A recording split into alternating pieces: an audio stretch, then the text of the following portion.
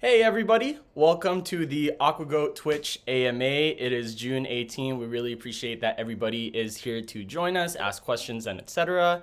Here we have Janelle, we have Mariel, and just on voice, we have Ethdev, who's a part of our development team.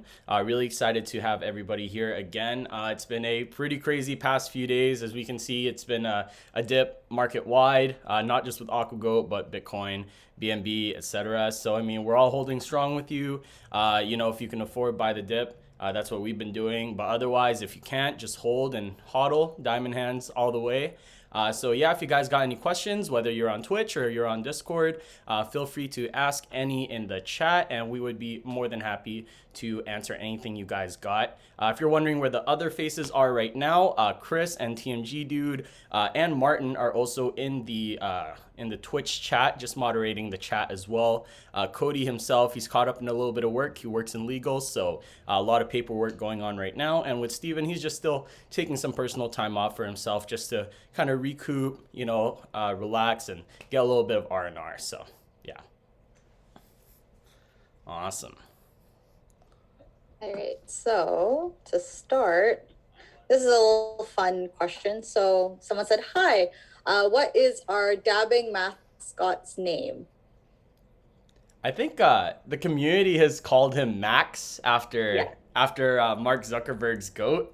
We didn't come up with that. I think it's really cool that the community decided, hey, let's name him Max. I mean, his other goat's name is Bitcoin, right? So the community decided to call him Max. Max the goat. Max goat. Okay. This is like the really big question for you, Patrick. Someone literally just put in all capitals, GoatSwap. Elaborate. Oh man, I'm so happy that we have ETH here to kind of also help elaborate on that. I mean, just the basics of it is, it's going to be a swap platform, so you'll be able to buy and sell your cryptos just like PancakeSwap. We're going to have some farming, some pooling, some staking. It'll have like a token launch pad, so other projects can come on, kind of deposit their tokens, and then our community would be able to also stake their tokens and be able to earn rewards via the other project's tokens.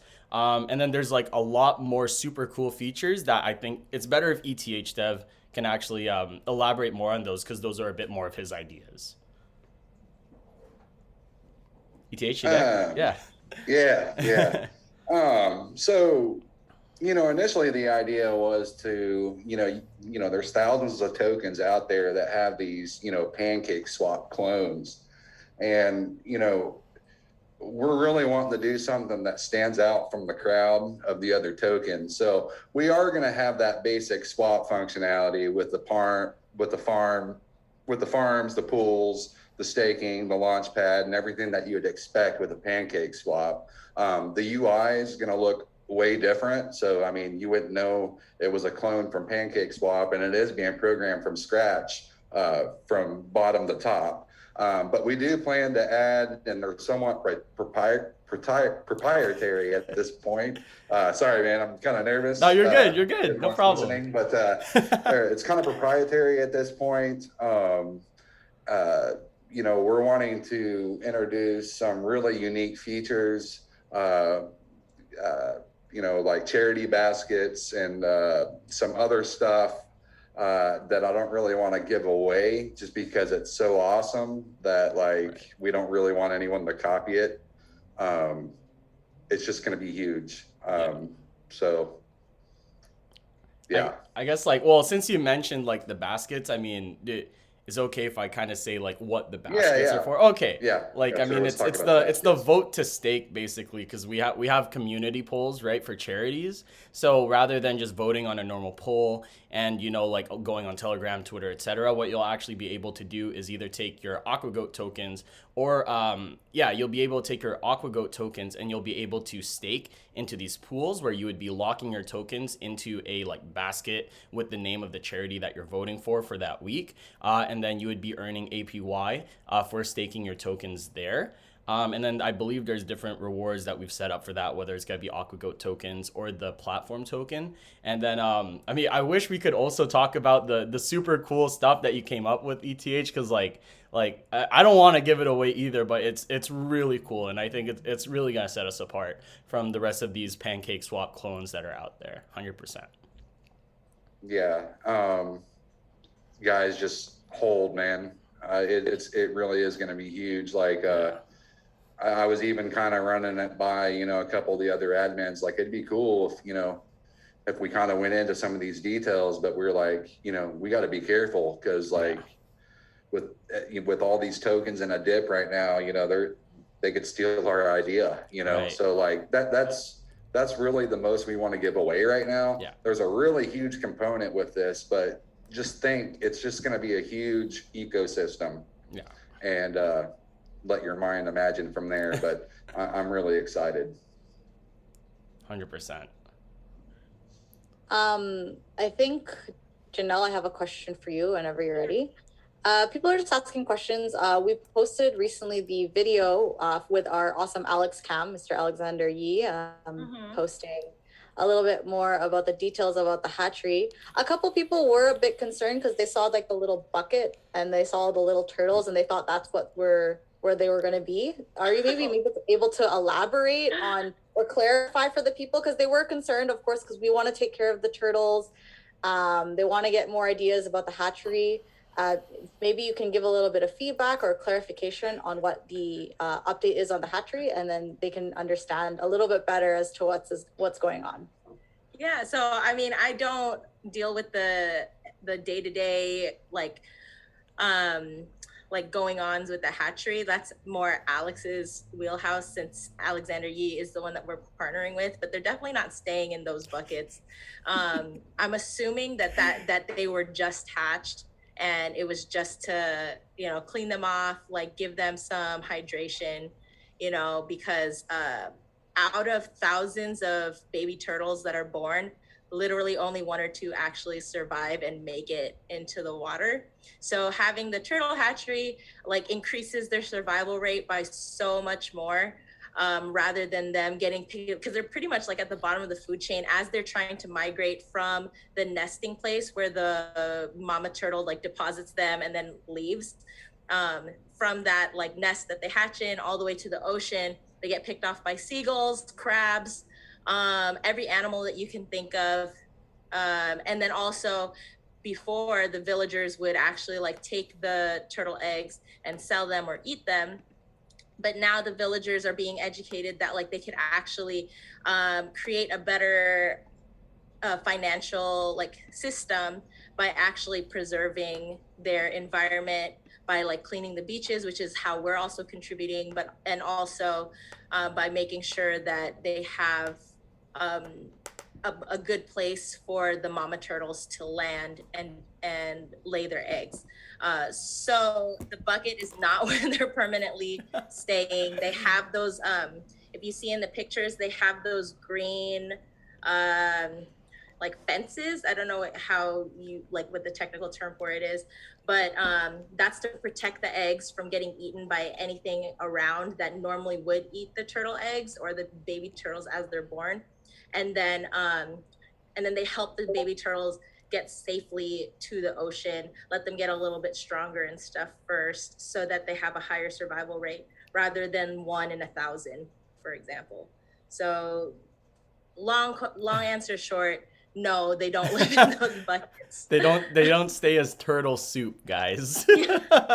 I do want to add one interesting figure. I'm not sure what the up-to-date statistics are, but I did read in an interview with Alexander Yee that as of 2018, out of the 33,000 eggs that had hatched on his first hatchery, 30,000 of the turtles were able to survive. So that, in contrast to the 1 or 2 out of 1,000, Alexander Yee's hatchery rate is about 90% survival compared to natural rates. So it's really making a huge impact in helping out the ecosystem. Like he said, it really worked its way down. They're able to eat the grasses. The grasses open up. They allow the phytoplankton to accumulate there. Phytoplankton are eaten by the fish, and then bigger fish and bigger fish fish and then eventually to us. So it really keeps the ecosystem in check by making sure these turtles are just fine.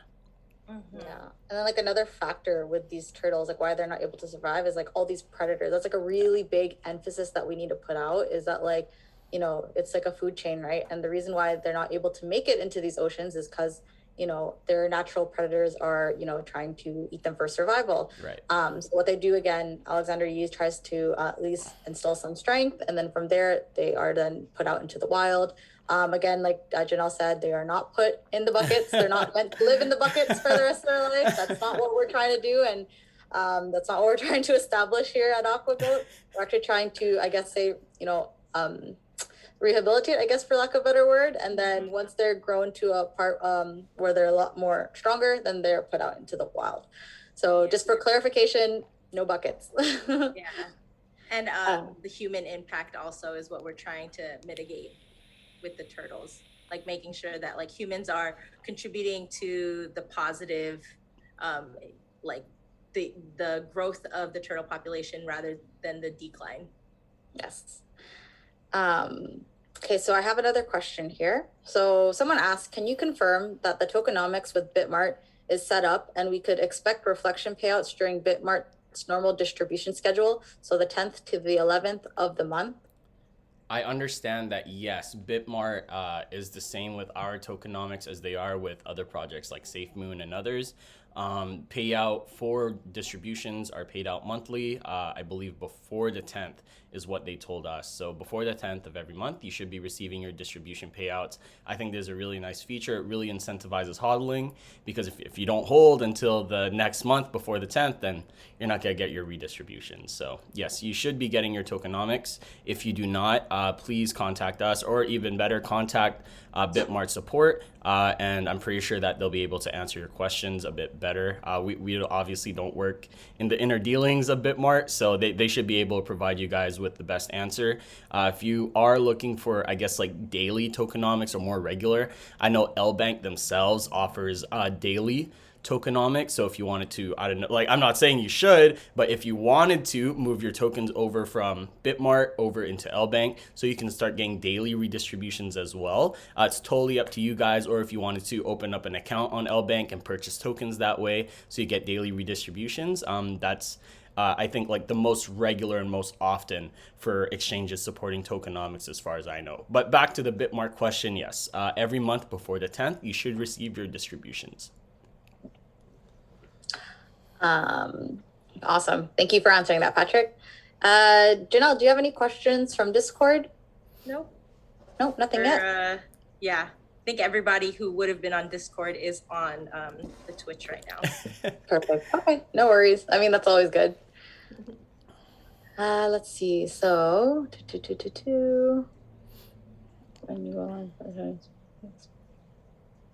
I guess someone asks when I'll rephrase it. So when are you going to go live to some television channels to explain your plan and AquaGoat can take more people in? I guess that's more like a marketing question, so I can try to answer that.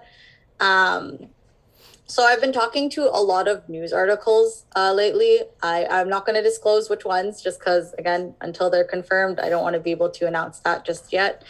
I've been in talks with several of them. A lot of them are actually very interested in the fact that we're working with Mr. Alexander Yee.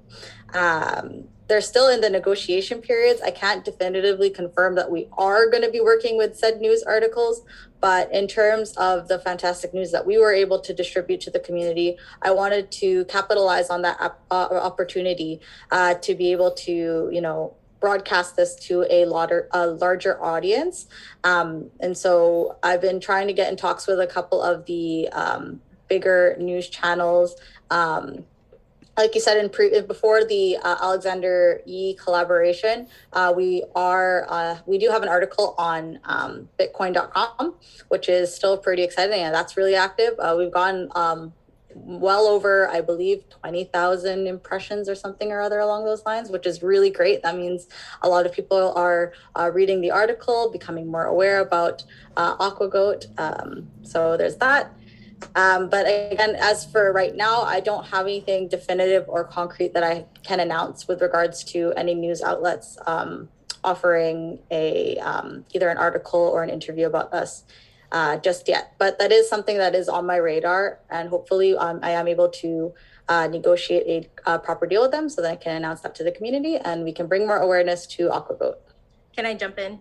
Absolutely. So in terms of our earlier work, we were actually featured on TV very, very early on the multicultural channel Omni in Canada. So Patrick and I were both interviewed on that channel. So you can actually still watch that episode and circulate it if you'd like to. It's on Facebook, on YouTube. And that was like within the first month of the project, I believe, right before we had that big pump. Yeah. And then in terms of other news, like on TV appearances, Alexander Yee's actually also working on that.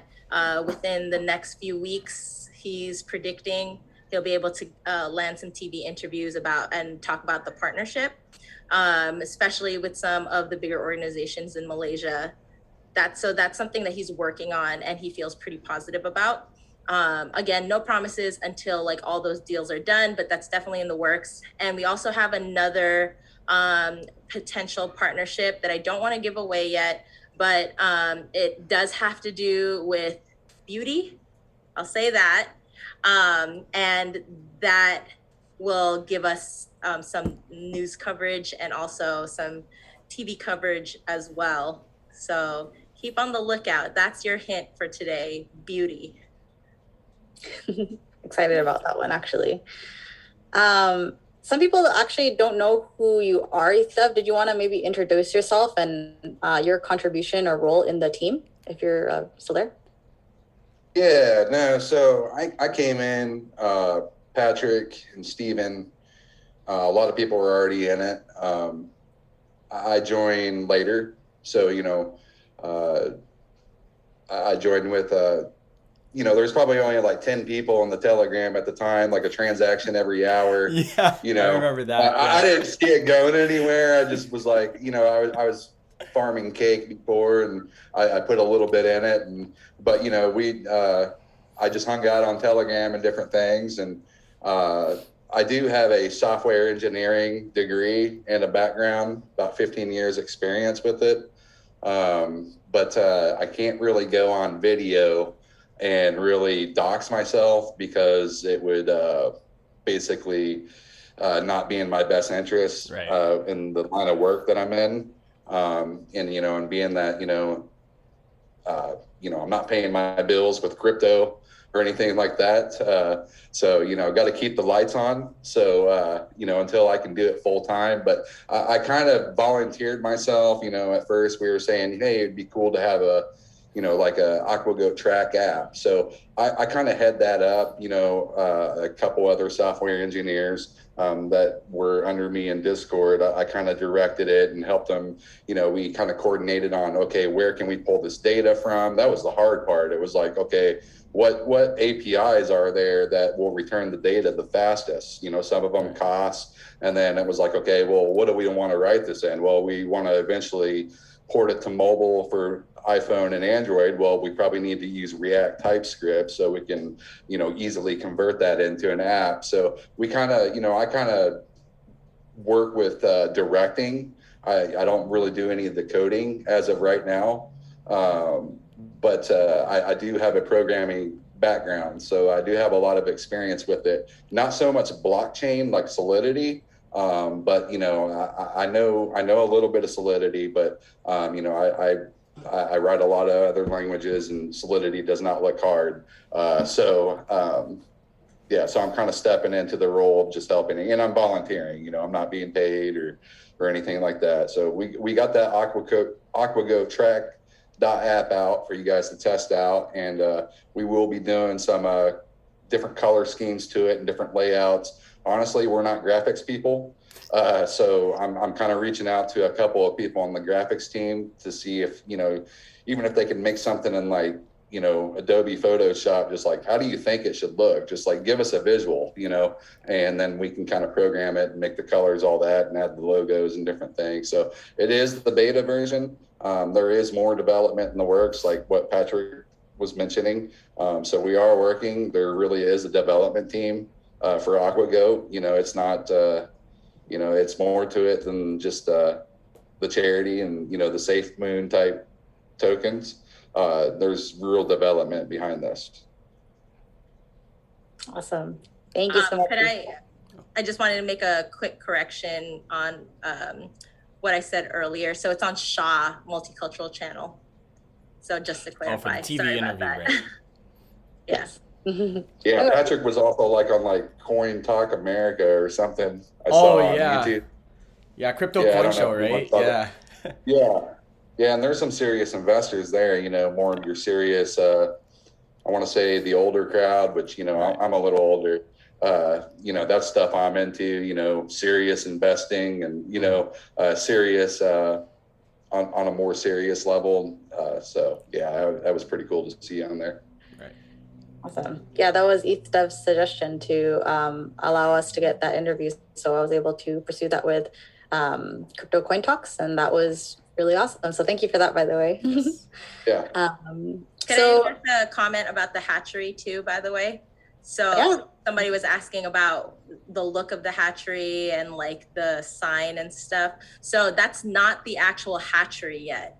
So our hatchery is not going to get to be constructed until after the movement, the movement orders are lifted by the Malaysian government. So right now, Alexander and all the people who would be working on the hatchery have to be in one place, have to stay at home for at least the next 2 weeks. And then once that order is lifted, then they can actually start construction on the hatchery. So the pictures that you're seeing right now are not our actual AquaGoat hatchery. Once they actually are able to do that, they'll have our logo and everything on the actual location. And there'll also be billboards or signs every 100 meters of the beach that is being cleaned. Awesome. Thank you for clarifying that, Janelle. Someone asked a question was, when will there be more liquidity added to V2? Patrick, maybe you can touch base on. Oh man, ETH and I were up last night talking about this because we were why is there so little liquidity in V2? So the first portion of it is mainly because we launched on version 1. So that's the first portion. We launched on version 1, so because of that, most of our liquidity is on version 1. So technically, if you wanted the best price possible, I really recommend you purchase on version 1, or if you wanted to sell, I guess. I mean, it's not the best time to sell, but if you did want to, version 1 is also usually the best. So for version 2, I mean, as time goes on and people continue to transact on it, it does get more liquidity built up over time. So if you yourself did if you wanted to help build up the liquidity pool, you can definitely do that.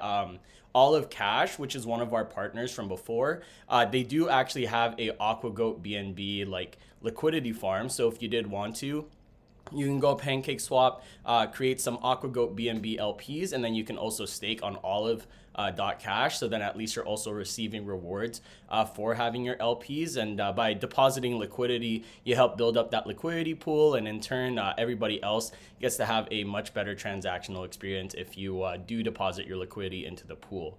So yeah, if you wanted to help out, deposit the liquidity through Olive.cash, or you can just simply continue to transact on version 2 liquidity. Awesome. Thank you. This is kind of a general question because I guess I'll read it out. So what is being done to actually get investors and not just donating or having a partnership with people, but they're actually investing in the actual coin? I think you touched base a little bit about it, Ethdev and Patrick, regarding our swap. So maybe just reiterate some of the developments just for clarification's sake. Yeah, I want to take that on. Yeah. Yeah, I mean, we can kind of split it. Yeah. I mean, I don't know if, Bitcoin, the whole market's on a dip right now. And, this isn't my first rodeo. This isn't my first dip that I've seen in the market. And it seems like, whenever Bitcoin runs hard, it dips. And, the tokens that are not working on real development, that have a real development team that are thinking outside of the box, trying to come out with unique features, those are the ones that don't make it. So, we're programming this platform from scratch. It's going to be, you know, it's going to have the concept of a pancake swap, but, you know, we don't want to give away too many details, but I mean, there's going to be a lot of unique features that's going to really set us apart from any token right now that's on Binance Smart Chain. Right. And I stand by that statement. Like no one's going to be doing it. So, you know, we're going to have a differential factor on a development level. Not only are we doing the charity and a lot of good things, but we're going to have a solid project to back it and an easy way to onboard other charities. 100%. And I mean, kind of to touch base on that, like with AquaGoat, I mean, the mission, of course, is as our charity aspect to help save the oceans. But with that, I mean, the question kind of comes up, like, how can we kind of do that while staying like a crypto token, right? So, I mean, with that being said, we do have to focus on developments. I think we've shown enough about how serious we are with charity developments, actually doing what we said we would do. We have about 5 beneficiaries now, plus we have Harry Bond where we're still processing funds for. I think we have like a surprise announcement, something to do with Parlay. So, I mean, we're really serious about when it comes to actually doing the charity work and our mission to save the oceans. But now that we've kind of shown the proof in the pudding and like, you know, yes, like, you know, we're not just saying that we're going to do it, like we actually have done it. Now's the time to put in that technical development and really build up that ecosystem. So everything that we're building up in this ecosystem for AquaGoat, it works hand in hand. Not only will investors and users have, you know, a really unique platform with some really awesome features in it that you're not going to see anywhere else, but you'll also be helping to support the mission of donating to charities and things like that. So, you know, again, it works hand in hand. I mean, I guess like touching base on our roadmap, we did say like swap decks. It's going to have full functionalities. On top of that, it'll have like an NFT exchange. So that'll help incubate artists, new or established, with, you know, a portion of proceeds. If it's being exchanged in AquaGoat, portion of proceeds would also be going to, you know, the Ocean Blue Fund or charity wallet, right? So, I mean, everything that we're doing right now to kind of for developments, it's mainly to, you know, increase the value of the token. And on top of that, it's going to be increasing transactional volume. So not only will, you know, our charity wallet be receiving a lot more distributions, but also everybody else. And along with the increased transactional volume, there's going to be a lot more token burn as well. So, I mean, as we speed up the volume and keep getting more and more transactions, that's how we're going to be able to get that deflation and, you know, be able to get more interest for everybody. And so that's exactly what we're working on. I mean, we want everybody to know that it's like, it is a charity project, but at the same time, we're still focused on these technical developments to develop a ecosystem and a platform so that everybody has something that they can look forward to and actually use, rather than just, you know, just donating and giving money away. Yeah, and it's going to be unique and proprietary. Yes. I mean, and you know, and I know anyone that's on Binance Smart Chain, you know, they join some token starting out, you know, it's on their roadmap to do NFTs or, you know, to have an exchange or something. We're building this from the ground up. It's going to be proprietary. It's going to be completely different. There's going to be some really unique features that no one is doing. Yes. That hasn't even thought of it, honestly. Mm-hmm. And it's going to change. I really think at that point, we're going to stand out from the crowd. Yes. And we're going to take off. 100%. It's going to happen. 100%. Like, I'm very excited. Me and Patrick probably talked till 3-4 in the morning. And after the call with the developers, yeah, we had a call with some developers till like 2 a.m. And then after that, it's like we talked. I'm on like 2 hours of sleep right now. So, yeah. But yeah, I'm very excited. And yeah, the developments will be coming. Yes. Absolutely. Awesome. Thank you so much.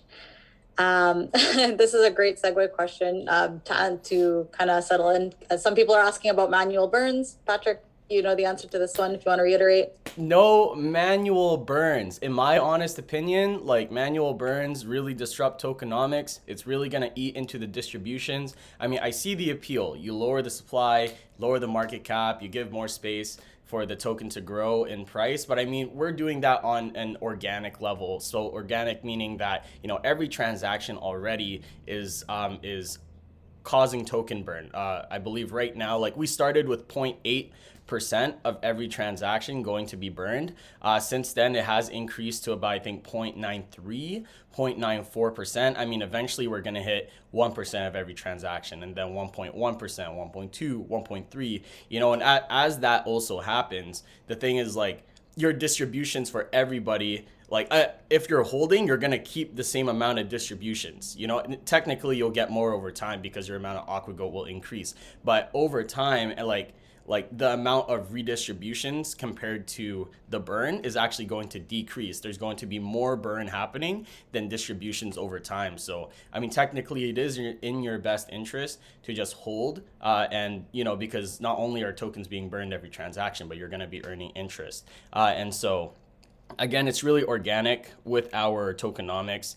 We don't want to disrupt the current like rate that it's going at, because I think honestly it's really healthy. Again, disrupting it hurts everybody's distributions and everything like that. So I mean, the last thing we want to do is cause like a negative impact. So no token burns, but we're working on those developments to bring more transaction volume so that we can speed up the process a little bit. Yeah, and not only will it up the volume, but Yeah. you know, some of the things that we haven't really talked about, you know, whenever you guys see what this thing does, you guys are going to be like, awesome. Yeah. Yeah, you know what I mean? Yeah. So that's all I got to say. A token burn isn't, a manual token burn isn't going to matter at that point. Exactly. 100%. Absolutely. I'm still looking at some questions. Janelle, is there nothing on Discord still? Nope. Nope. Okay, so Everybody's all in one place. no worries. Someone asked, in which country is this project focused? I would say it's global, so to speak. I think I can answer this one pretty well. Our team is pretty diverse in a sense that, you know, there's me and Patrick here in Canada. We got Janelle and Ethdev, I believe, in the United States. Same thing with Stephen and Cody. Our graphics team, our social media team, our developers, they're all in like vast parts of the world. So we have like Brazil, Asia, I believe, Netherlands, I believe, Norway, and just like so many different places. I'm sorry, I'm just like naming off the top of my head the people that I can remember who are from where. The UK, 100%. In terms of our target market, I mean, we're trying to establish our token globally, so to speak, with a lot of the marketing that we have in plan. It's going to allow us to be showcased to different demographics, whether it be like the Asian community with one of our announcements, or let's say with the influencers that we deal with. We have had influencers talk about us in their native language, for example. So that, again, just allows us to be seen on a broader scale. I do also want to add that in terms of marketing, like I just want to maybe just throw it out here just in case nobody asks. In terms of our advertising, people always ask about advertising. There is advertising out already. We are on the BSC Scan ads. So if you were to go on the BSC Scan website, we do have already advertisement banners up as of June 16th. So that was Wednesday. So people always ask when marketing now. So even during this time, we are still actively pursuing means of advertising. So one of the spots that I felt was, you know, really advantageous for our token was through BSC Scan, because, you know, to be quite frank, everyone does use that app. At least a lot of investors use that app. And for people who may or may not be aware of our token, it'll be a great means of awareness to be brought to our token and in terms of visibility. So I just wanted to add that in. And there's no question. Mariel, are you able to tell them about the potential ad, or is that no? I don't know which one you're talking about exactly. That's a good without sign. sharing it, because there's a couple that I have in mind, but I don't know which one you're referring to. Yeah, never mind. I mean, the super big one, I mean, we still can't say just because they're working on, you know, those extra reviews and things like that, which is still no, not the super big one. Oh, yeah. I'm talking about the advertising, like just online. I'm not entirely sure which one you're referring to. Patrick, do you have an idea? Without saying it Um, out loud, right? Sorry. I It's mean, kind of like, online. I mean, there are like different social media ones that we are looking at 100%. We're looking at possibly story ads and TikTok ads. But apart, I typed it in the Telegram dev chat, the one I'm referring to. let me take a look. ooh, Let's take a look. yeah, I'm trying to think myself off the top of my head. Mm, advertising. I mean, Bitcoin article, did the interview. We have the BSC scan ads right Oh, now.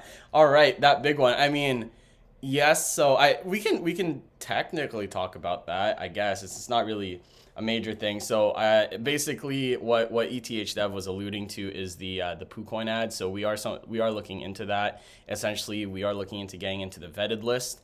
We're simply just awaiting we're awaiting the approval for our advertisements from PooCoin themselves. So once we can get the approval, not only will we end up on their vetted list as a part of their list, but we'll also end up getting that premier like ad spot right above the list.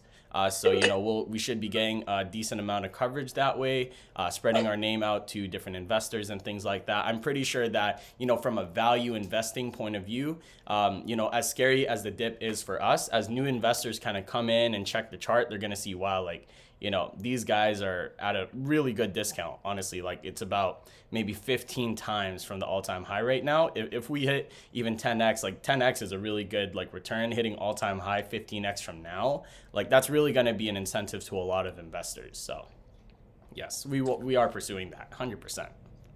Yeah. Yeah, and it's already in the works. They just got to approve it and get it up there. Exactly. Yes. But even during this dip, we are still trying to be strategic with our marketing, so to speak. But again, it's not like we're just sitting ducks waiting for something to happen. We are actively pursuing these means of marketing. So marketing is being done. Like I said, to reiterate, BSC scan ads are out as of Wednesday. So that will be running for a certain amount of time. And then like Patrick said, the PooCoin ads, those are something that is on our radar. So yeah. Let's take a look at the comments. Update. Is there any, I guess people are just asking about upcoming update. Is there anything else that we can either allude to or anything that we're able to discuss? This is apart from the development that we've already talked about. Is there anything else maybe that we're able to reiterate to the community regarding updates? I think, and this is probably a bit more of Janelle's forte, but we do have a few different organizations that we are talking to, where similar to Alex C, where he's going to be not only holding AquaGoat, but also accepting AquaGoat as a means of donation. So I want to elaborate on the implications of this as well. So what that means for Alex and Foster holding AquaGoat as part of their strategy is that, it's going to incentivize them due to our tokenomics of receiving interest to actually take in donations in AquaGoat. So what does that mean? That means people who are interested in donating to Foster and Alexander Yi, they will be buying AquaGoat, and seeing that it's a cryptocurrency, chances are they're gonna buy more than they're gonna be investing, and then they're going to be donating to Alexander Yi. So what I really like about that is it brings up two use cases: store of value and medium of exchange, right? Or medium of donation. So that's something that I'm really trying to push for. And we are in talks with a few different organizations to be able to get that done. Some that are much bigger than Alexander Yi. And we're really excited to get that going. On top of setting up the AquaGoat wallet, we're also setting them up with crypto donations so that they can finally enter that crypto realm and start accepting donations from crypto investors and things like that. Yeah, and just to add on to what Patrick was saying, some of the organizations that we're talking to are like large charity partnerships that we're talking about, and some of them have even asked like, oh, are you doing this for anyone, or for like more than just us, because we have a network of other people, like organizations that have a charity arm, right? So it's not just strictly a charity organization, but it's a business that without giving too much away, businesses that have like a charity like department that they are interested in connecting us with, because they think that it's a great opportunity to share with all of them. So I'm excited to see where those partnerships go. So not only is it like the charity aspect, like us giving money, but also like how those connections and those partnerships will expand, not just through their charity arm, but through their business as a whole. And so we're in talks with that right now. And hopefully, fingers crossed, we can make this into something where the ocean like the whole ocean conservancy like world looks to AquaGoat and talks about AquaGoat as that medium of donation in the crypto world, and have that be a regular thing for everyone. And we're the first ones to be like putting that out there. Yeah, providing more use. And because we're the first ones to be putting it out there, they are having to develop a lot of their policies and protocols because of us in order to work with us. So that's also part of the reason why it takes a while, because a lot of these organizations, both charity and business partnerships, have never dealt with cryptocurrency before. So they're wanting to work with us. They're excited to work with us, but now they just have to talk internally about how they're going to navigate this crypto world because it's so new to them.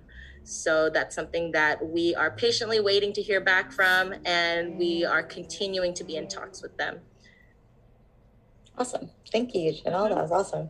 I see a lot of the questions. Someone was asking about another token. Just to clarify, we just want to keep all the questions AquaGoat related, so to speak. I mean, we can talk about the market as a whole. And if you guys have any questions about that, we can, talk about our takes on it.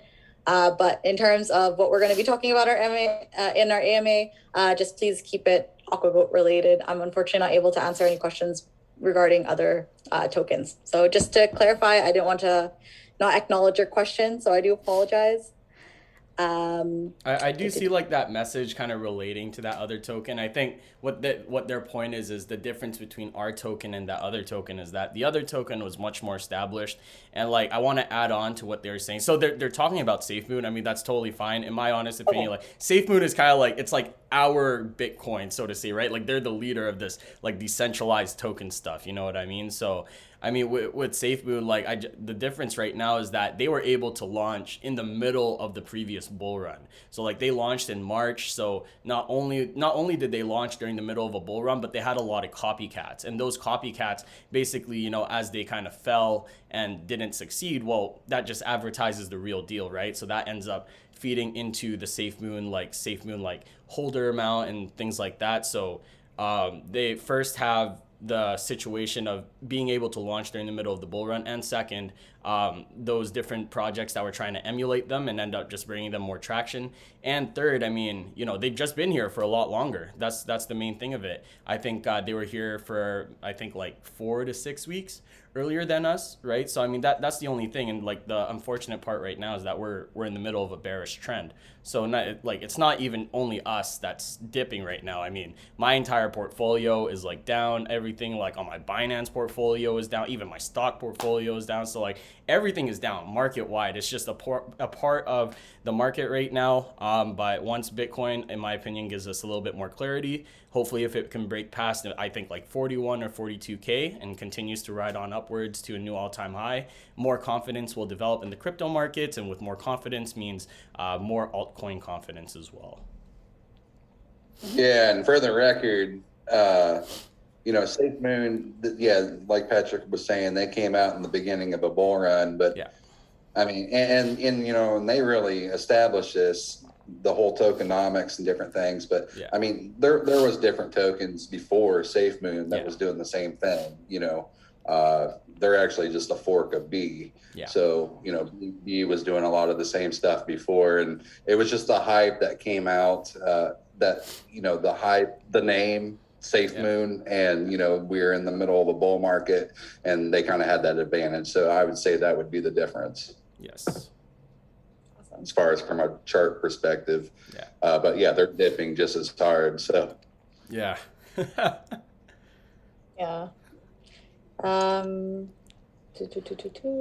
6 weeks in the crypto world is a long time, because I heard I saw some people are like, well, that's only like a month or two, and it's like, but in crypto, in this space, that's a lot of time.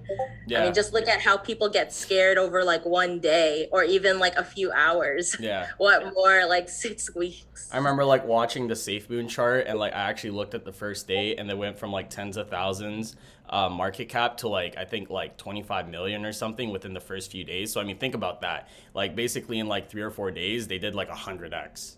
Right, like that's fast. So that's the thing. Crypto moves really fast, but at the same time, as fast as crypto moves with going up, unfortunately, the down times kind of last a little longer. So we just have to be patient and hold on.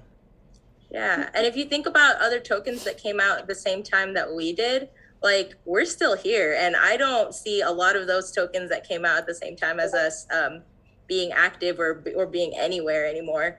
So you know, the team is here to stay, and we're not going anywhere.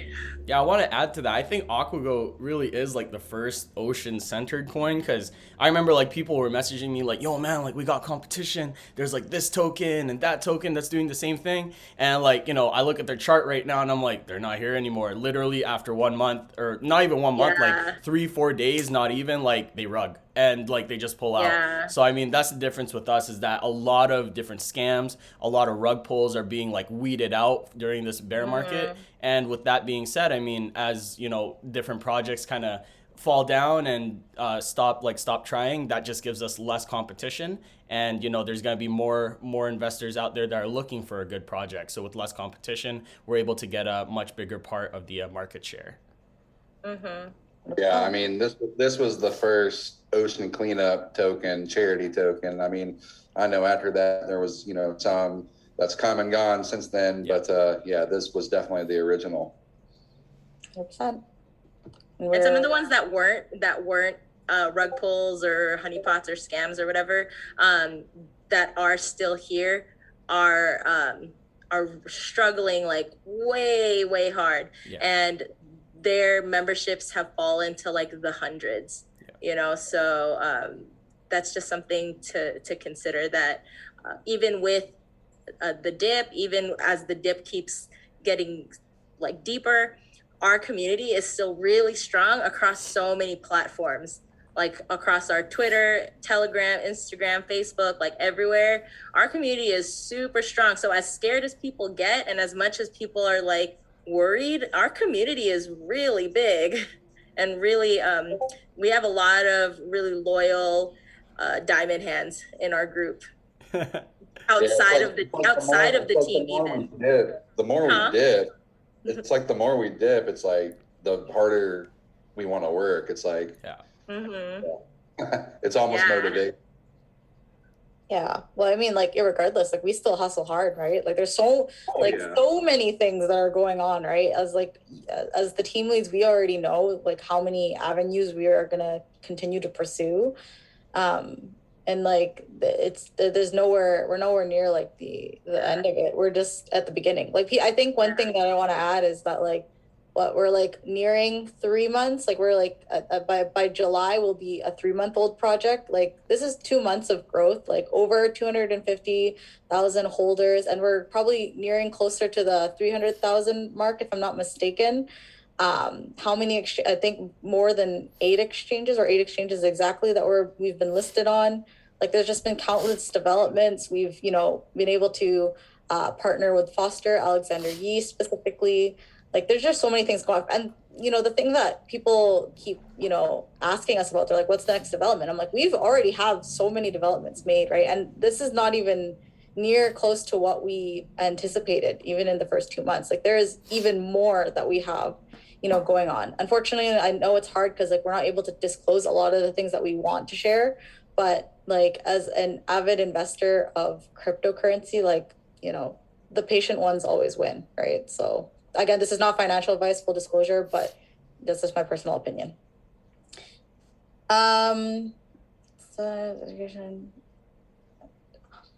Let's see. Good question. Someone asked. People are wanting. Oh, no, you go ahead. Go ahead. No, I was just gonna comment that if people are wanting like celebrities to endorse us or anything, please go ahead and contact some of those celebrities, because we definitely have been shooting our shot and trying, but maybe the more voices that they hear from, the more likely that they'll respond, because it's not like as easy as just calling and being like, hey, you know, Leo, can you like hit us up or blah blah blah. Like it's not like that. So please, by all means, reach out, and if you get lucky and they respond to you, let us know. 100%. Yeah, and I can tell you, if you guys invest, you know, in or look at some of these new tokens that come out and they say that they're going to have a celebrity endorsement, it's 99.999% a rug. So yeah, 100%. That's like the biggest red flag. Yeah.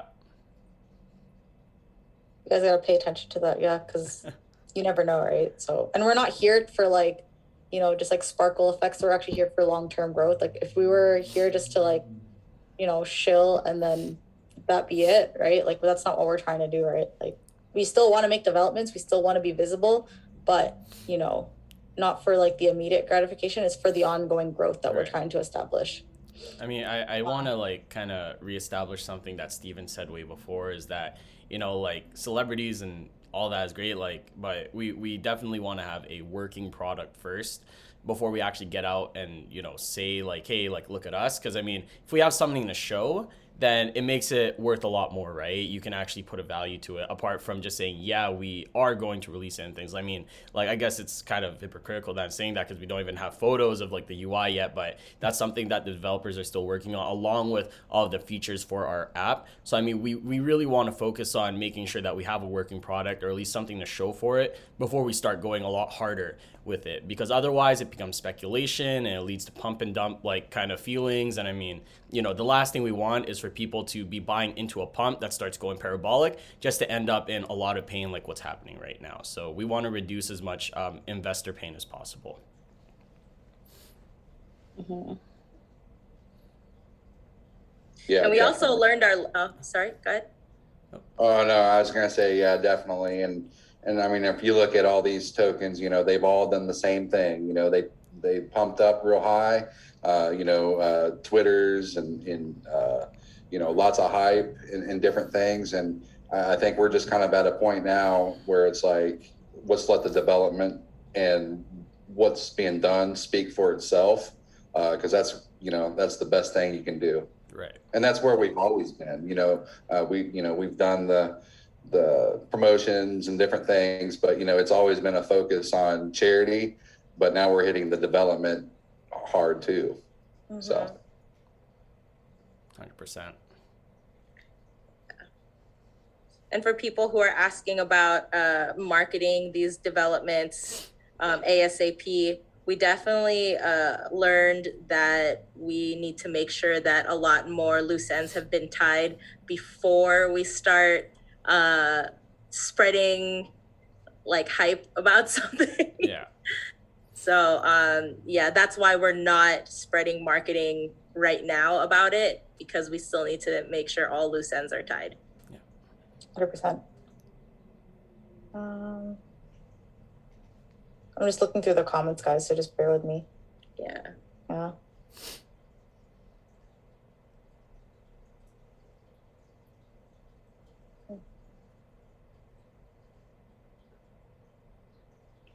There's no need to compare and say like, well, this and this coin was here and like, look at where we are and blah, blah, blah, because we're on a whole completely different trajectory.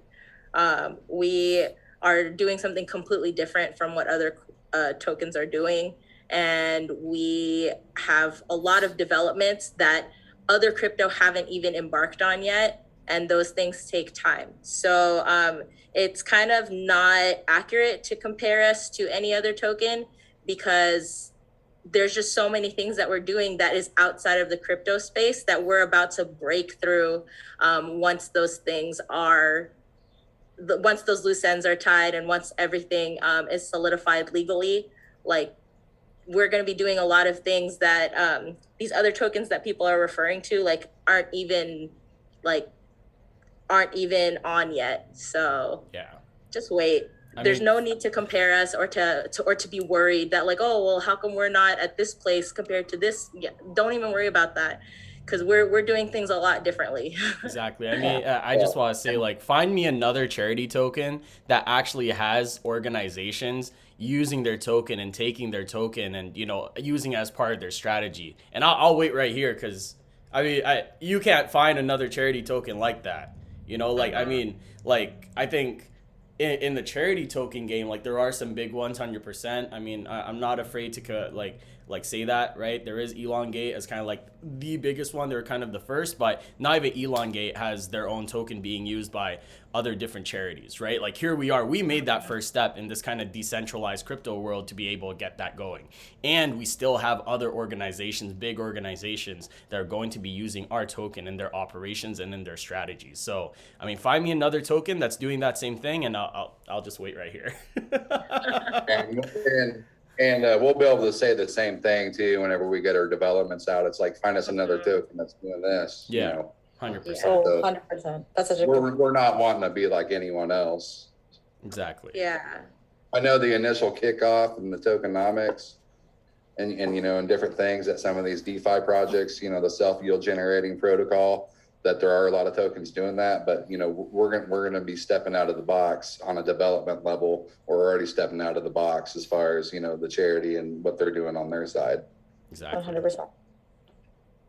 100%. Patrick, do we have any hard dates for anything just yet? Or if you can give like a very rough ETA of anything in terms of the development side that we might be able to expose? Well, like, I mean, AquaGoat track is already out and there's going to be updates coming out over time. I know ETH is kind of just looking more at the UI before we can start hammering down on additional features because it's better to kind of get like the new UI so then we don't have to scrabble around and, you know, find or like readjust it with the new features.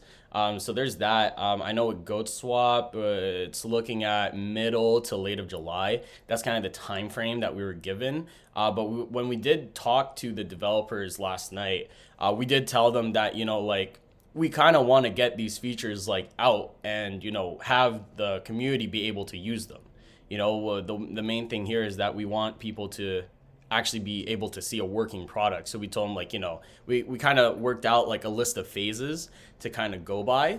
And so, I mean, honestly, phase one, like they could probably finish that within 1 week or 2 weeks. We have another phone call on Monday to kind of follow up with them and kind of, you know, continue discussions. But I mean, we do have like phases that, you know, we kind of worked out with them, and it's like, hey, like these features, like, you know, I know you guys are working on the entire thing, but honestly we want to get this thing like out ASAP, and I think these features are kind of the key features. And again, these are those proprietary features that ETH was talking about, so we want to get those like unique key features out there to really show you guys that, you know, we're not just talking the talk, we're walking the walk with this. Like we literally mean it when we say we have features that not any other project is really doing.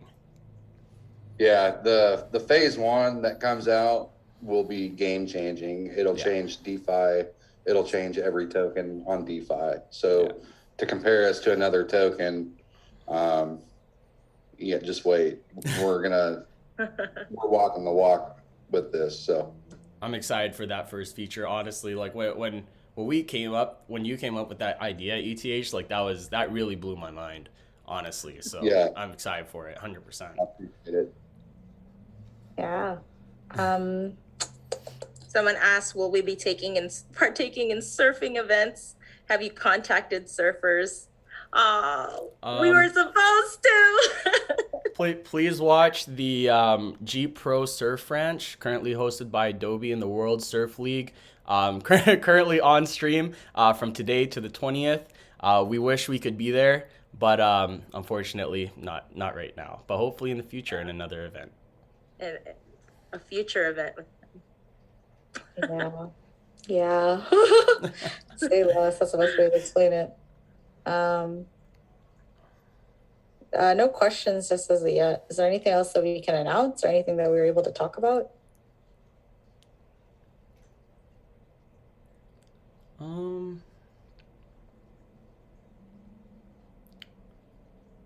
Yeah, any questions? Any questions are open, guys. We're more than happy to answer like anything you guys want to hear from us. you know, even if you want to know our like favorite flavor pizza or something. But you know, like any questions? Yeah. I mean, okay, I'm gonna ask it. What's your guys' favorite flavor pizza? Oh, I'm gonna get roasted if people ask my favorite flavor of pizza because it's always the most like controversial. Is it Hawaiian? Huh? Is it pineapple? Yeah. I love pineapple on pizza. Honestly, love pineapple. I love barbecue chicken. I love the butter chicken. I like. There's this one from this like local pizzeria. It's like blue cheese and like different meats that I recently tried. I love pesto. I like anything super saucy. So like, I can go on a whole tangent about food because I'm so passionate about food. But like those are my favorite pizzas. If you guys have a different opinion, I respect your opinion. I'm a normal cheese and pepperoni kind of guy. I do have a pizza joint downstairs for me, and they make a bomb butter chicken pizza. So butter chicken pizza, it's so yummy. I love it. Janelle, what's your favorite? I like pesto chicken, nice. Arugula, those kinds of toppings. Ethdev, do you have a favorite? Are you a pizza man, ETH? And yeah, dude, I actually live off of pizza. So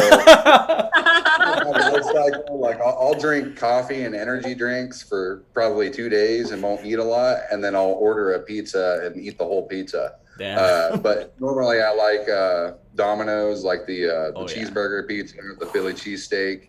Oh yeah. I always order delivery. I don't make it. So them and Papa John's, you know, like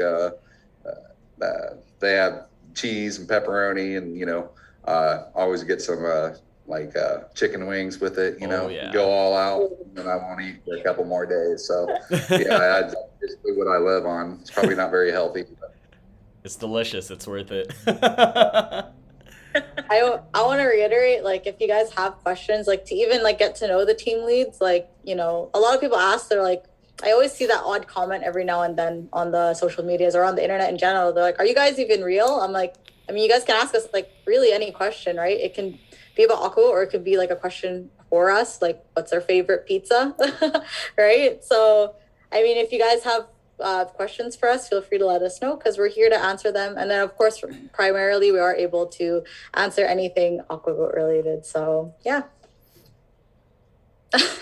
Someone said coffee and pizza, ultimate combo. I've never tried that. I don't know about that. Like, yeah, man, it's quite the lifestyle. But yeah, no, I probably just you know, I code probably like 8 hours a day, and then you know, not crypto related, but and then I get off and it's crypto. You know, so it's like I'm always at my computer. And you start drinking coffee and energy drinks, and it's like lose track of time. It's like I gotta eat. It's like, okay, in an hour I'm gonna make something to eat, and then you don't do it. You're still on your computer, and it's like, all right, I'll just you know, it's like that every time, and it's just like a vicious cycle. Yeah. Oh, especially once I started working on AquaGoat stuff, like time just passes by, and I'm like, oh my gosh, I haven't eaten yet, or I'll just eat whatever's in arm's reach. So it could be like the worst thing for me, like an entire bag of like potato chips, and I'll eat the whole thing because it's just like whatever is like the closest to grab from my computer. Oh my gosh. I'm not gonna lie, like in terms of my dietary habits, like because I'm like working on the clock AquaGoat 24/7, and I don't want to alarm anyone when I say this, but sometimes I like forget to eat, but I eat later on in the day. Like I'll wake up, immediately go to my computer, and I'll like chip away at work. And then next thing you know, I look at my watch or my clock, and I'm like, oh snap, it's like 3 p.m. Maybe I should really eat something. So, I mean, that just goes to show that, like, you know, I mean, for me, I'm like really dedicated to my work, and I can definitely speak on the leads that they're really dedicated to what we're trying to pursue here. So, yeah. Yeah, so dedicated we forget to eat, guys. You know, I want to say, like, when I sleep, the last thing I look at is my computer, and literally as soon as I wake up, the first thing I do is turn over in my bed, open my laptop, and open Telegram, and like first and last thing of the day is AquaGoat, literally. Oh man. Yeah, like that's me going to bed. So yeah, whenever I finally do go to bed, I lay in bed, and then I'm on my phone, on Instagram, or you know, reading articles, different things. So yeah, it's just. Vicious cycle. Even when I'm other job. I'm like looking at my phone about AquaGoat. Sorry, go ahead, Mariel. No, it's totally okay, totally okay. So I want to say that James made a comment where he said Patrick likes pizza partnership confirmed. Just kidding. I like pizza. I like pizza too. I wonder who you just mentioned. Oh man, Confirmed. that's so good. That's so good. Yeah, no, we need to have a meme with the goat like spinning the pizza or something. That'd be cool. It'll be like it'll be like the AquaGoat like dabbing, and then it'll just have like a pizza like in the Oh background. god, AquaGoat Pizzeria confirmed now. Goat pizzeria. Oh man, Pizza Goat confirmed. Okay, so going back to this is just like a general question, but someone asked, is it safe to invest AquaGoat into Hotbit? Pretty sure it is. I know they did look at their like the security stuff that happened before. I think what happened was they got hacked. So they did like shut down for about 2 to 3 weeks just to kind of look at their code and kind of see, dive down into exactly what happened. So as far as I know, they have fixed it. Of course, it's up to you if you're comfortable with investing in Hotbit. I mean, we don't just have Hotbit. We do have other exchanges which are listed on our site. So we do have LBank, ZT, what else? VNDC, Whitebit, Bitmart, and so on, right? So I mean, there's more opportunities than just Hotbit. I do want to say with I believe it's Whitebit, we did recently open a smart staking plan. So over 30 days, if you lock up your tokens, you will earn 2.5% yields. So you can deposit up to 1 trillion tokens. So I think the tokenomics on earning yields, it would be much faster than actually just hodling. So if you did want to earn a bit more tokens compared to just normal tokenomics, I recommend you guys check out Whitebit's smart staking plan, where you can earn a bit more yields as opposed to the normal tokenomics right now. Wow. Awesome. And as far as Hotbit, one thing I noticed is that they do have a wallet on the actual Pancake Swap. Yeah. And they are doing some of those transactions periodically on the Pancake Swap. So I mean, you're getting the tokenomics right away. Yeah. From that, and I've noticed a few exchanges doing that. So a lot of people say it's like, oh well, trust wallet holders aren't getting tokenomics, and that's not what I've seen. Yeah, trust wallet holders should be getting tokenomics. Anybody with a crypto wallet should be 100%. Yep. Even from the exchanges, you're still getting those tokenomics, even if you're on the Binance Smart Chain. Mm-hmm. So James made another comment, and then I think it's for you, Patrick. He just said, "Great interview today on Whitebit." Do you want to talk a little bit about that, if you're allowed to? I can talk a little bit about that. Yeah. So basically, I had a AMA earlier today on the Whitebit Telegram. So if anybody is kind of interested in the questions that were asked and the answers that I gave out, I mean, please feel free to check it out on the white_bit Telegram. I think if you just click through the pins a little bit, you'll get to the one where AquaGoat AMA is just starting. So if you click that one, then you'll actually be able to see, I think it was like 6 or 7 questions. I dive into a little bit about the background of AquaGoat, what makes us different, any upcoming plans, some of our future goals and things like that. So I think reception was really good from earlier today.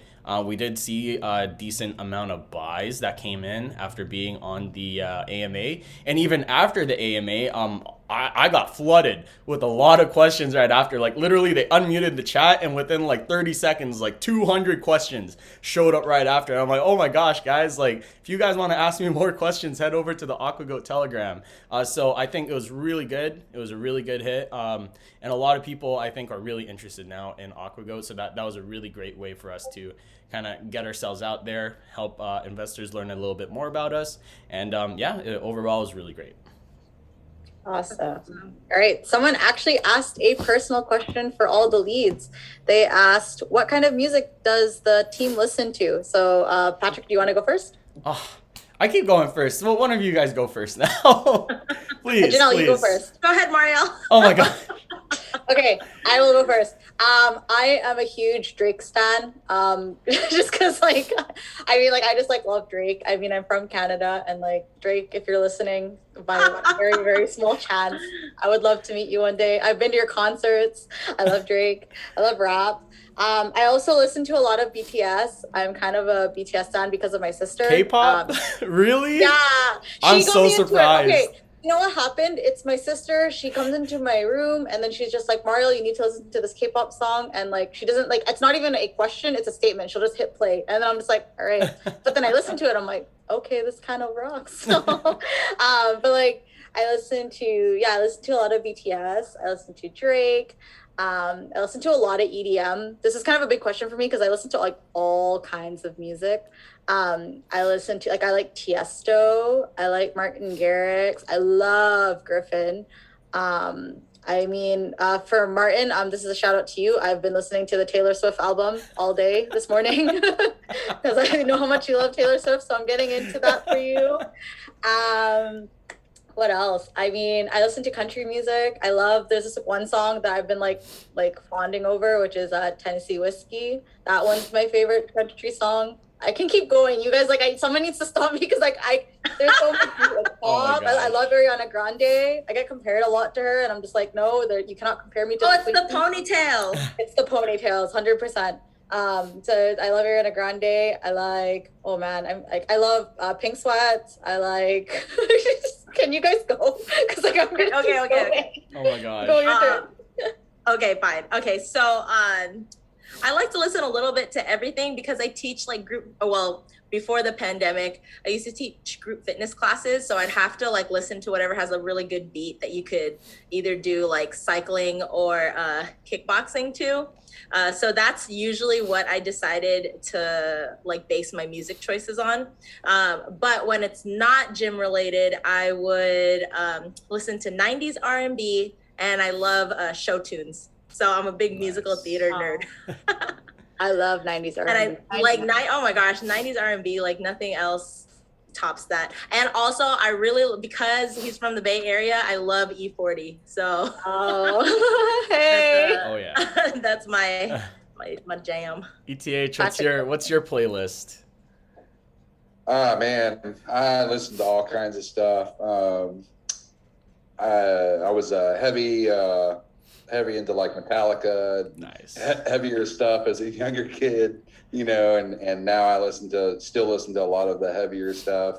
I like old country, old, not the new radio stuff. Yeah. I like electronic type music, type trance. I'll type in Google and bring up a 3-hour electronic playlist. I don't even know who they are, but they're usually it's pretty cool music, so I listen to that. But yeah, I listen to everything. Jazz. Nice. Yeah, I'm a huge music freak, but I can't really tell you who's who. I also like hip hop, but some of the really heavier type of hip hop, drill. Chirac drill is what they call it. I like that stuff because it just bumps so hard. Yeah, I don't know. It's just probably not the best guy to tell you who I listen to and different things. But yeah, I have a really weird music taste. I'm on the same level as you, ETH. I kind of listen to everything. I used to listen to a lot of rock, but it's more older 80s and 90s because of my parents, so a lot of 80s vibes, Hall & Oates and stuff. I love Hall & Oates, man. Don't get me started. But then growing up, I listened to a lot of screamo and stuff, and then nowadays it's really weird. It's either I'm listening to jazz, Japanese jazz, or bossa nova, coffee music and beach music, or I'll be listening to UK drill rap, you know what I mean? It's 2 + 2 is 4, -1 that's 3, right? That guy. So I listen to everything nowadays, but for the most part, 80% is drill or jazz, and then the other stuff is maybe radio music or bossa nova and stuff. I like some of the radio stuff. Yeah, definitely. Yeah, that's cool. I didn't know that about you, but and it seems like the metal, it goes through its different phases. It goes through emo phase, and then it goes through a degen, Animals as leaders. I really like Tosin Abasi. Yeah. There's really no singing, it's all instrumental, right. But there's 100 bands like that, and they all have really catchy riffs, and it's really technical. Yeah. So I really like that kind of music. That's really what I'm into. That's the one thing I like about rock is, like you really, if you really listen to it, you can really like tell like, damn, like these are some talented musicians, like the Yeah, guitarists, how they play their riffs and like just how it yeah, sounds like not a lot of people could recreate the things that they're doing during those tracks. So I came to a huge yeah. appreciation for guitarists through rock. Yeah. Now, even though it's weird, because even though I'm in the metal, like after a while, like the screaming does get old. So it's cool that there's these instrumental bands too, like Our Dogs Were Astronauts and modern day Babylon, Animals as Leaders, some of these other bands that are all instrumental, but they're technical. Uh, Matt Garska on drums is a beast. Went to the Berklee School of Music. Nice. He's like the best drummer in the world, I think. But yeah, that's the stuff I'm into. Normally Nice. heavier stuff. Sweet. Nice. Before we There's move on, another. Oh, Oh, oh, oh. sorry. I just wanted to say, like, just like I another big thing before we move on back into AquaGoat. Like, I grew up a lot on my parents' music. Like, I listened to like a lot of the Bee Gees. I listened to Freddie Mercury. I listened to oh, what's his name? Oh, I can't even remember the name. But there was the guy. This like guy who sang "I Can Tell by the Eyes, na, na, na, na, been crying forever." Does anyone know that song? I don't know. You are we lost starting me. a I'm so karaoke sorry. night? Is that what you're saying, Mariel? Yeah, no. No. No. Anyways, Definitely a lot better than I could do. sorry. I was gonna say that's definitely a lot better than I could do. Rod Stewart. Actually- The guy's name's Rod Stewart. It just hit me. His name's Rod Stewart. I love Rod Stewart. But actually, I- lead. going. Oh, sorry. Go. No, go. It's your. I'm gonna end up talking about music Another- for hours. So please go. I was just gonna say that leads into another question that somebody asked. They said, besides AquaGoat, what are the dev team's hobbies, activities, etc.? I work 24/7 now, so I do what's hobby? When hobby for me? Oh man. You guys go first. Go ahead. I can. I don't know. I'm trying to think. I'm like, what do I do outside of AquaGoat these days? I guess like, well, for me, like it's so funny because like one of my previous like bosses from an old like workplace, like he lives in the same apartment building as me. Like he's literally just a few stories up. So then like he'll hit me up randomly and he'll be like, "Yo, dude, like you want to go to the beach?" And I'm like, what? Okay. So I bring my laptop and I like bring my phone with me and I like literally on the car drive to like the beach, I'm like on my laptop in the passenger seat while he's driving, just making sure like getting stuff done. And even while sitting on the beach, like I'll be there like on my computer and he's like, dude, like we're at the beach, man, like enjoy it. And I'm like, bro, like this is 24/7, man. But I guess like I like try to go out whenever I can, like hobby wise, like I try to watch movies as much as I can. Like I'm a huge movie You geek. tried. I try to at least have something playing in the background. Like I'm a huge Quentin Tarantino guy. Like I love Pulp Fiction. I love Inglourious Bastards. I still have to see I think it's like Happily Ever After in Hollywood or something like that. Like I still have to yet to see his his movie. But yeah, like I'm a huge movie freak. I love watching movies. Yeah, apart from that, like, I guess, man, I got plants, like, I got plants. I would, like, turn my laptop over right now to show, like, my plants, but I got, like, the blur. But I got, like, let me count, like, 1, 2, 3, 4, 5, 6, 7, 8, 9, 10. I got 10 plants. So, I'm a huge plant dad. Like, I love my plants. I need to water them. Oh, no, I have 11, actually. I have 10 indoors, and then I have a bonsai tree on my porch. So, it's just been chilling there. So I'm a huge plant dad. I love my plants. I love, like, kind of just watering them. I look at them, like, yeah. I also got a fish tank. I got a fish tank in my kitchen. So I got about, like, 10 fishes. I got, like, 3 catfish, one, like, green barb. I got, like, some, I forgot what it's called, candy cane tetras, some neon tetras. Yeah, dude, I'm a plant dad and I'm a fish dad. So I love, like, you know, Oh, all that. I love hearing you talk about that. I love taking care of stuff, man. Like, I've been an aqua goat since the beginning. You know, I've had my fish tank for a while. Like maybe I think it's been like 2 years since I've had my fish. So it's so funny because it started off with like my mom getting like a fish tank, but I was getting so mad at her because I was like, Mom, like there's so much upkeep that you have to do and you're not doing it. So then like she kept like 10 fish inside of a tiny tank, right? And then eventually I felt so bad because out of the 10 fish, like 7 of them died. So like I was like, yo, I got my own like big ass fish tank so they could all swim freely, and I like filled it up, like decorated and all that, and then like I took like the 3 remaining fish that were in there, like put them in there, and then I eventually got more fish over time. So yeah, you know, I really care for like other living things. I love my plants. I love my fish. Before we sorry. Before we answer to what everyone else's hobbies were, someone did ask a crypto related question, and someone asked if WhiteBit. Yeah, this is very important. Someone asked if WhiteBit is available for U.S. residents. It doesn't look like it from an initial check. So can we quickly answer that before we get back into personal hobbies? I think WhiteBit, it's like primarily geared towards like Europe. So I know they have KYC. I don't think it's available to U.S. customers, unfortunately. So I'm pretty sure you will have to do the workaround of like purchasing through your wallet. I mean, honestly, in my opinion, I think that's the best way anyways, because that way you're able to get tokenomics if you're purchasing directly from your wallet and from PancakeSwap. Because otherwise, like different exchanges, again, different tokenomics rules. So I don't think WhiteBit supports the U.S., unfortunately. Very sorry about that. I know, that's the thing. Okay, that like all of us in the US, like even on the admin team, like we get like the short end of the stick so much, but we're working on it, so hopefully soon. What? Somebody said they're in the US and use WhiteBit. Interesting. Can you like change it with VPN? Does that even work or no? You probably can. I know like somewhere in like their terms or something like that, like it does like kind of say, oh yeah, here. So the person says open account, but don't do KYC. Once you do KYC, you get messed. So, I mean, hey, we're not telling you to do this. This is for informational purposes only. I wouldn't recommend that. I mean, they I feel can like lock so us.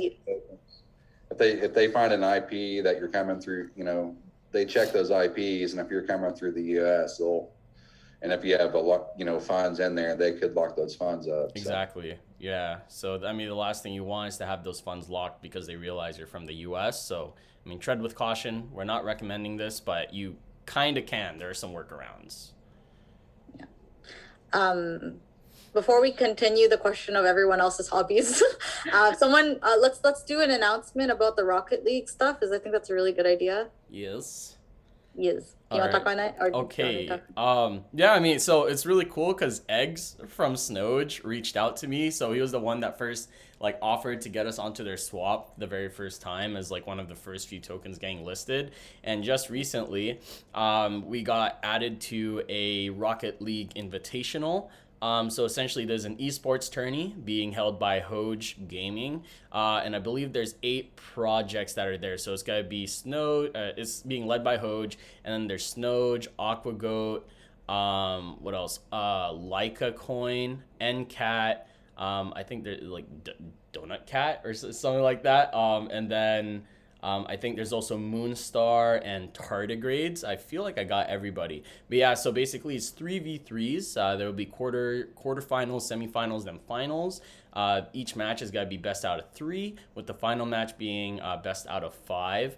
So I did manage to reach out to the community myself and got a few interested players.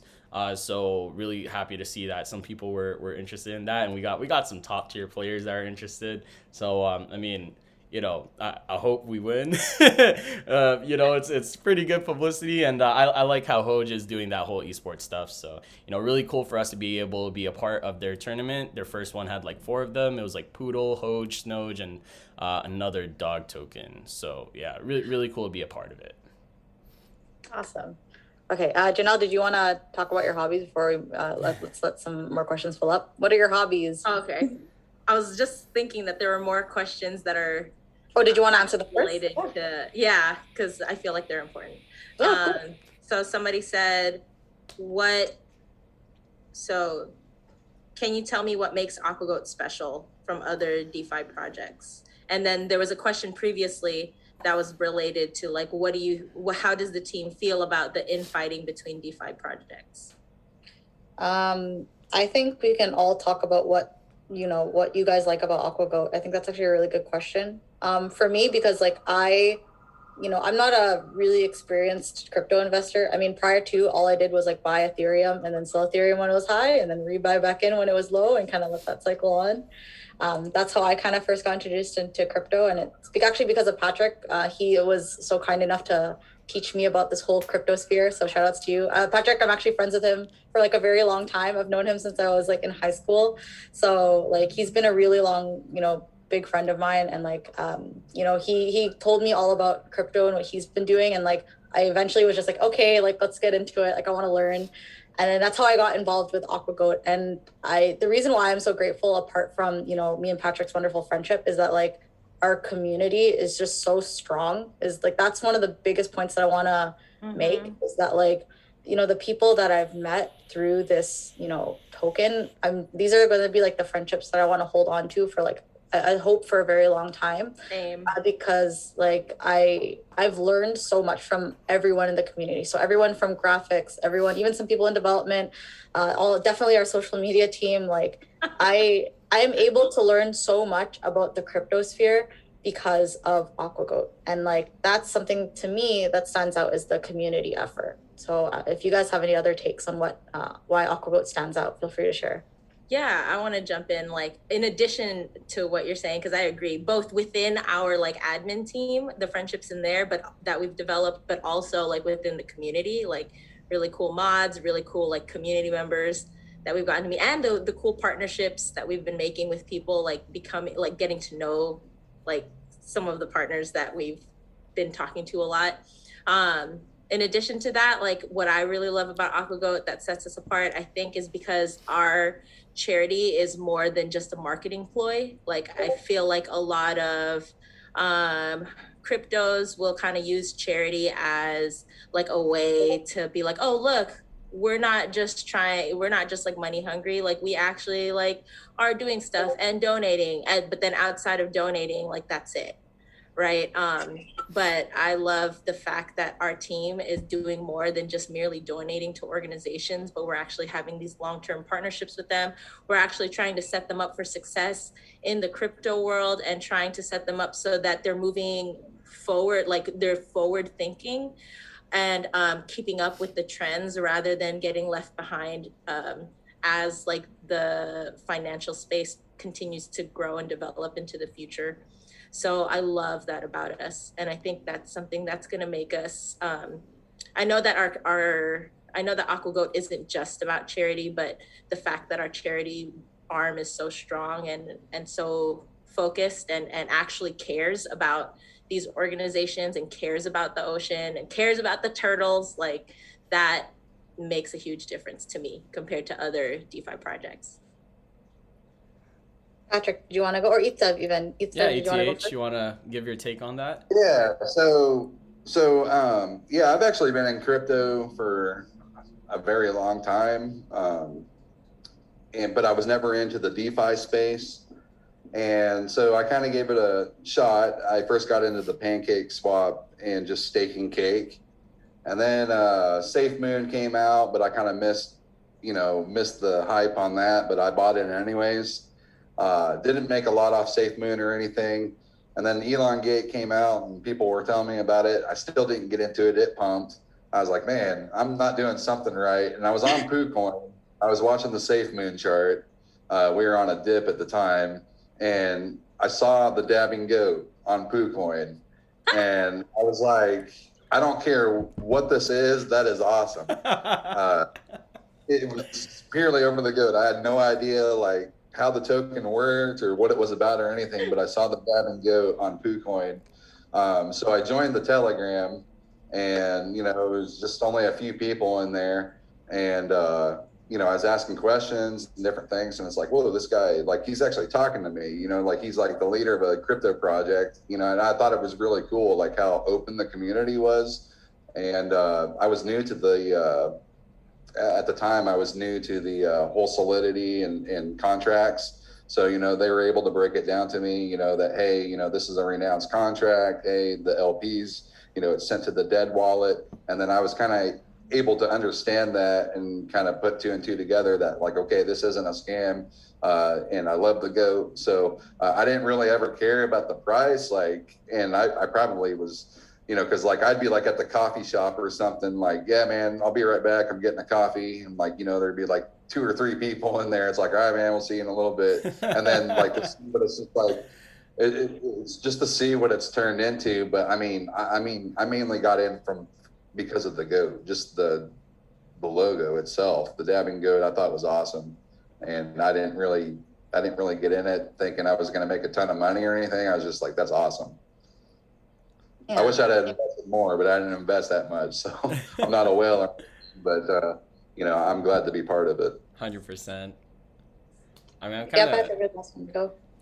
kind of on the same page as like ETH. Like I love the community, and like for ETH it was the dabbing goat. Like I remember for me, it was the name, the name that stood out to me. I was like, okay, it doesn't say safe, and it doesn't say moon or any like space themed, and then it didn't have anything to do with Elon, and it didn't have anything to do with Doge. So I was like, AquaGoat super different. And then when I came on, like the community was so strong. Like I got in really early on. I still remember I saw like some pretty deep dips, but the community believed in it so much that like they just absolutely ate it, and they knew that this was gonna be a great project. So I mean, I was willing to volunteer my own time and efforts into it.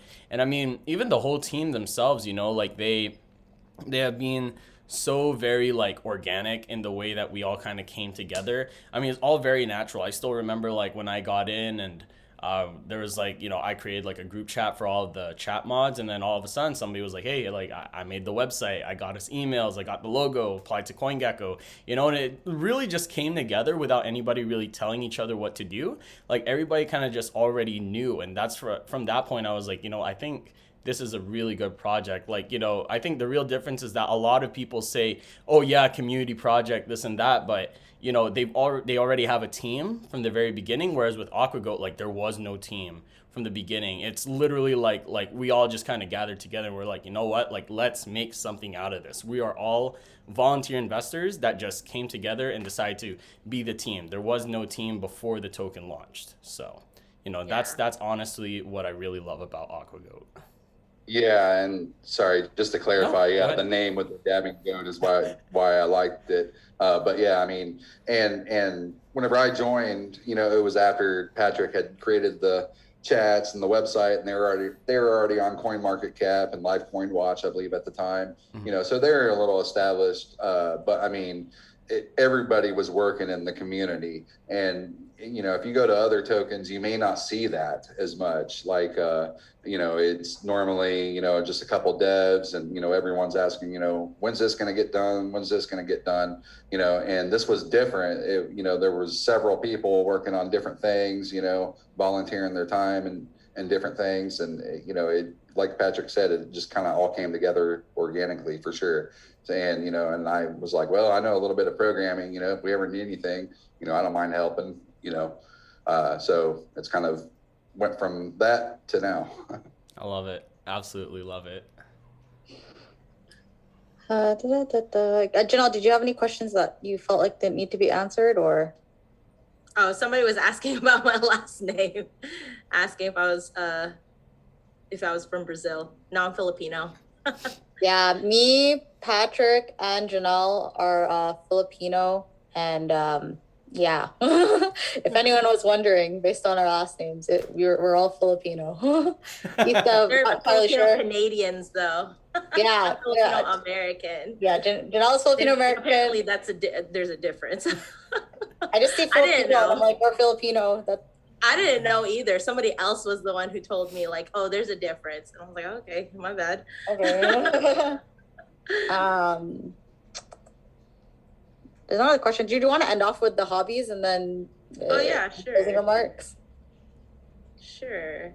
Well, ever since I started work, I'm like a workaholic. Like I really, really love, like if I'm not working on a project or something, like I love to fill my time with something else. So like my regular day job is as a teacher, right? So that already takes up a lot of my time, and I love to do like the after school activities and stuff. And then when I got into AquaGoat, I started to cut down on my school related activities and focused more on AquaGoat because like no, I'm not saying that teachers don't make a big difference in the world, because I really feel like they do, but it's amazing to see the things that we're doing on the conservation front with AquaGoat that I can have a direct hand in terms of like negotiating and partnerships and everything and contacting people. So that was something that I felt like, oh, I can actually do like some really amazingly good things in the world through this organization.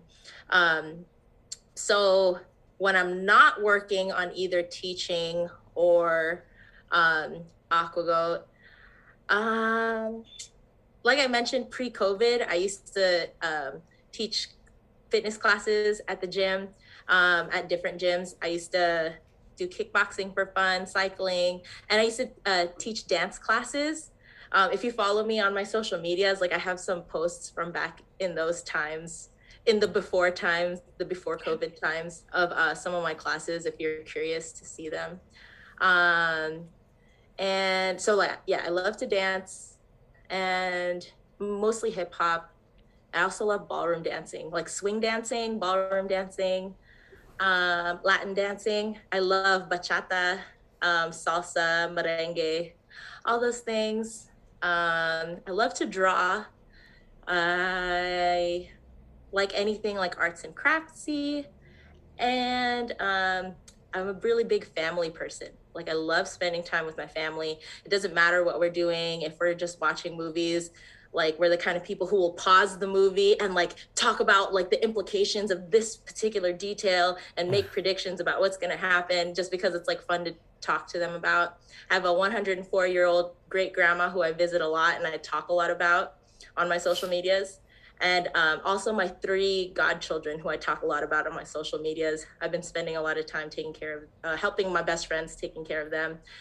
It's 2 moms who are my best, both of them are my best friends. One got pregnant with twins, one got pregnant with the singleton, same sperm donor. And so they're biologically, the kids, the triplets are like biologically related, just born a week apart. Wow. And so like all my time goes to, spending time with them and taking care of them, because they're only like a month old and it's so cute. They're nice. Also on my social media if you're interested in following that journey. Nice. That's me in a nutshell. Love that. Ethdev, did you want to go talk about yourself? At least maybe just share some of the hobbies that you're into or things that you like. I don't really have too many hobbies, honestly. Well, I mean, my whole house is basically a studio. So I got like guitars and studio monitors. And so whenever I'm not working on stuff, sometimes I'll write some riffs and lay down some drum tracks. And I can't sing or anything. And I never share my music, but I do enjoy, I play guitar mainly. So I spend time watching tutorials, different techniques, sweep picking. I'm trying to learn. Got to do it real slow and take your time. But I haven't really put a lot of effort and time into it lately, since AquaGoat and with my job and everything. But outside of that, I like to fish. But I rarely go, like once a year, maybe, if that. But I never catch anything, but it's nice to just kind of get out there on the water and, peace of mind. So, normally do that, try to do that once a year. Wasn't able to do it last year with COVID and everything. But see here, what else do I like to do?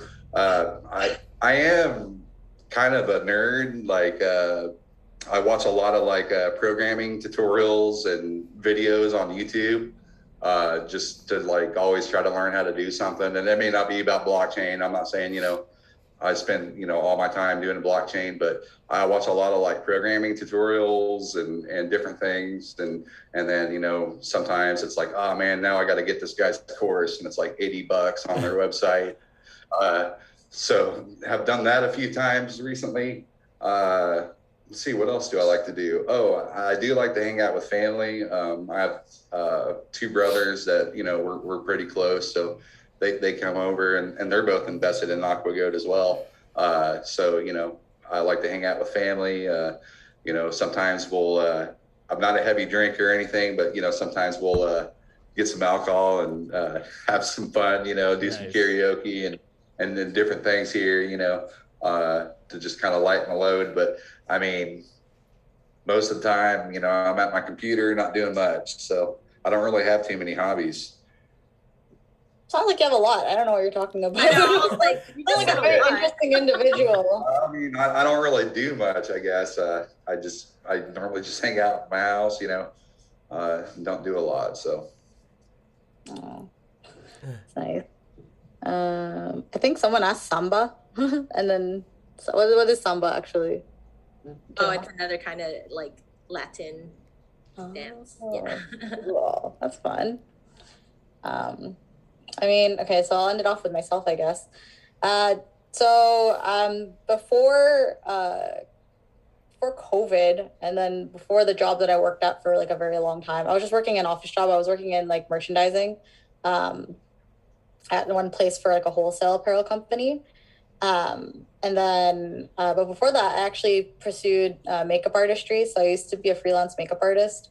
I only did it for fun. Like, it was nothing more like a career thing for me. It was more so just like something that I just love to do. And it was just one thing I wanted to add to like my craft and arsenal. And I still do it every now and then, not now because of COVID, but probably after COVID, I will start taking in clients again. And it's just something that I like doing. I like being able to instill confidence in other people through my crafts. So there's that. I also play guitar as well. Ethdev, I also play electric and acoustic. I'm not that great. I'm probably like not as talented as you from what you've told me. It seems like you're a lot more, refined in that craft. But for me, I play electric and acoustic. I like learned half of the Hotel California electric guitar solo. I'm not that good at it, but I do love playing it because like when you hit the hammers, it's just so like, I don't know what it is. It's just so fun. So I do play that, and I also play ukulele. I mean, that sounds really Filipino of me to say, but I know how to I was gonna say that. Oh man. That's so cool. Yeah, it's fun. It's like a little mini guitar, guys. And I also love to karaoke as well. I'm not good at like karaoke, but like get a couple shots in me. I'm very definitely got to have a couple shots. Yeah, and I'm horrible. My brother actually did a video of me, and I was like, dude, don't ever say this to anybody. Oh man, that's so funny. I mean, it was horrible.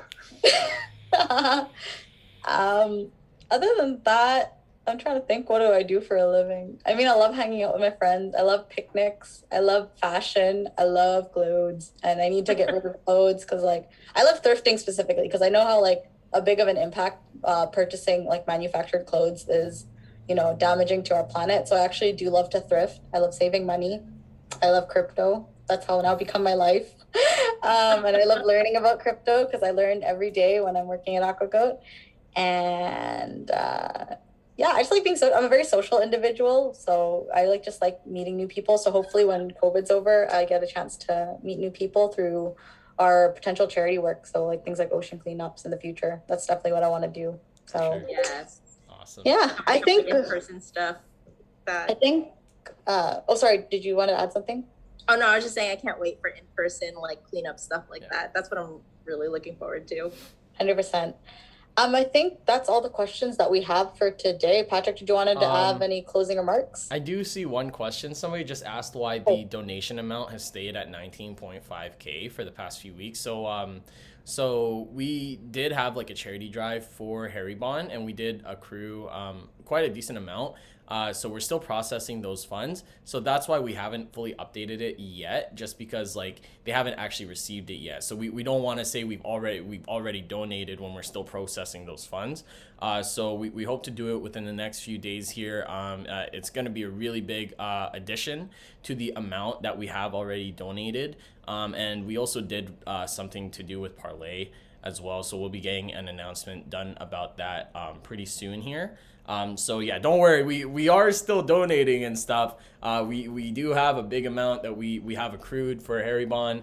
So that will be sent out to Harrybon eventually, as well as another donation. But we're also going to be focusing a little bit more on the technical developments going forward so that we can continue to bring value to the community and to the token.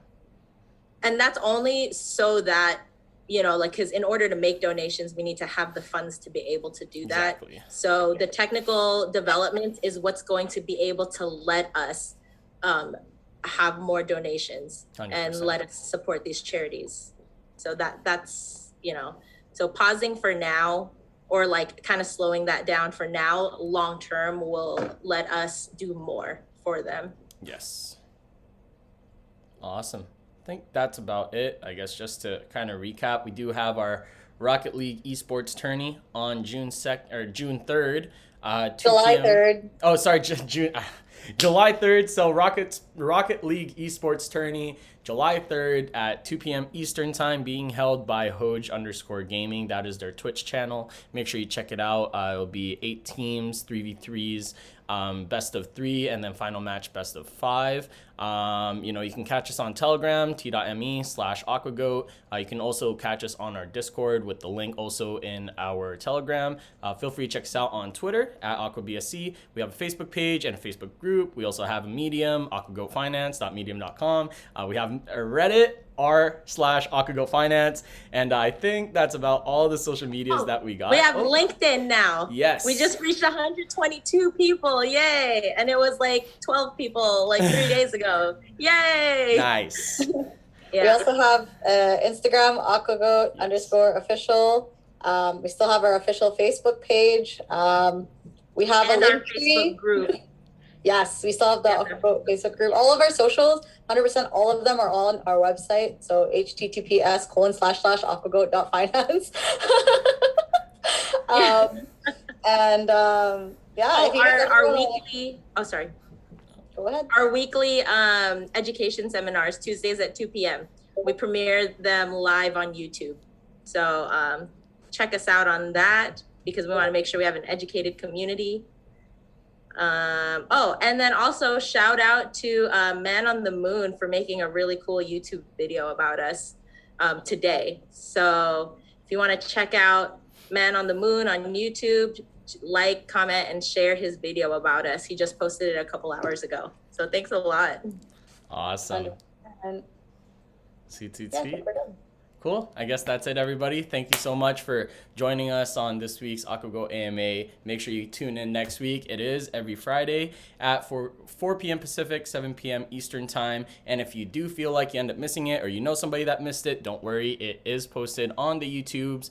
And we do have some awesome people on Reddit that do kind of get a little bit of a general summary of what the AMA was all about. So that write-up will also end up on Reddit. So again, thank you so much for joining us, and we'll see you guys next time. Peace out, everybody. Thanks, guys. Bye. Thanks, everybody. Cheers.